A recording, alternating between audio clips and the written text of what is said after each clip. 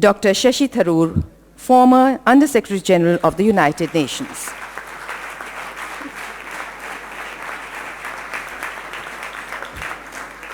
Dr. Shashi Tharoor, India's renowned diplomat and writer, is the chairman of the Dubai-based Afras Ventures, and he was the official candidate of India for the succession to UN Secretary General Kofi Annan in 2006.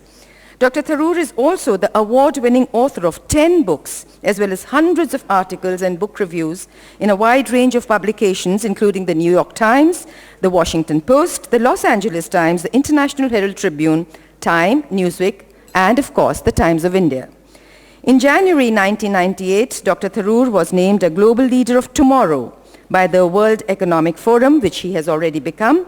He's the recipient of several awards, including the Commonwealth Writers' Prize, and he was nominated to India's highest honor for overseas Indians, the Pravasi Bharatiya Samman, in 2004.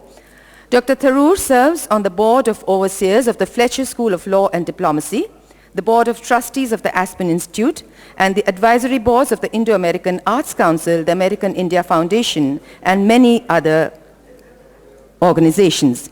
He is also a fellow of the New York Institute of Humanities and the patron of the Modern School in Dubai. We are delighted to have Mr. Shashi Tharoor with us today, and I will request him to kindly proceed and receive his award at the hands of Professor Michael Nobel. May I request you, sir, to kindly present this award and the scroll which goes with it.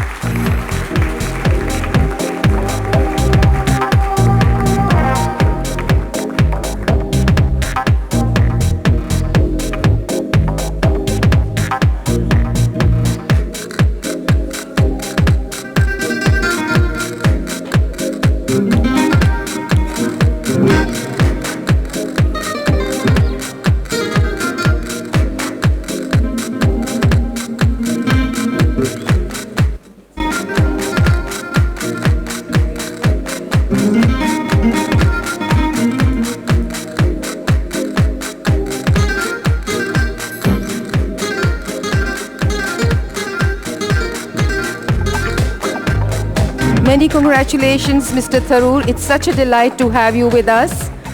We are proud to be in your presence, and I'd request you to share your thoughts with this distinguished audience. Ladies and gentlemen, once again, put your hands together for Mr. Shashi Tharoor.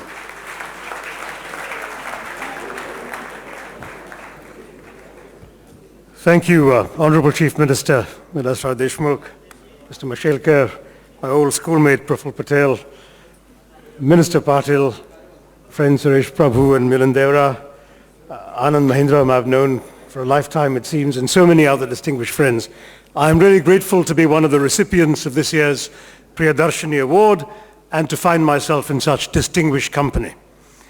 The organizers have asked me to say a few words about the importance of diplomacy in the context of India's growing role in international relations. You know, the old saw about Indian diplomacy was that it's like the lovemaking of an elephant. It's conducted at a very high level, accompanied by much bellowing, and the results are not known for 2 years.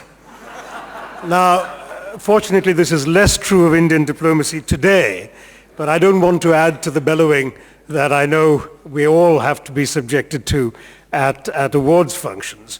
I do want to say, though, that addressing this topic just a week after India's de facto admission into the nuclear club in Vienna, and also just a few days after the tragic bomb blasts in our nation's capital, one is struck by both the achievements and the limitations of diplomacy. The nuclear deal with the US and its sale to the rest of the world was a triumph of Indian diplomacy, as a result of which the Indian exception has been recognized for the first time around the globe. At the same time, the bomb blasts are a reminder that we live in a tough neighborhood and that there was nothing diplomacy could have done to save the innocent lives that were lost that day. I have not hidden my pride in India's soft power, the attractiveness of India's cultural products, its political freedoms, and its spiritual values to the rest of the world. Today, it's not the country with a stronger army that wins on the altar of world opinion. It's the country with a better story that wins. To me, India's diplomacy ought to be focused on the projection of India as the land of the better story, as a free society with our thriving NGOs, our robust mass media, and a culture that encourages and rewards creative accomplishment, as we can see right here, India has a very good story to tell. So Indian diplomacy cannot just be about material accomplishments or skillful negotiating. Even more important are the values and principles for which India stands. And these values and principles should serve us well in a world full of problems without passports, problems of global warming, of terrorism, of drug trafficking, of human rights issues, of refugee movements, of epidemic disease, in short, problems that no one country, however rich or however powerful it may be, can solve on its own, but which require the collective efforts of all countries in our globalizing world. We are all interconnected. That's where diplomacy comes in. As someone once said about water pollution, we all live downstream. But diplomacy alone is not enough. We know as Indians that India also needs to solve its internal problems. We must ensure that we do enough to keep our people healthy, well-fed, and secure. Secure not just from fundamentalist terrorism, a real threat, but from the daily terror of poverty, hunger, and ill health. Only then will we truly be able to hold our heads high in the world.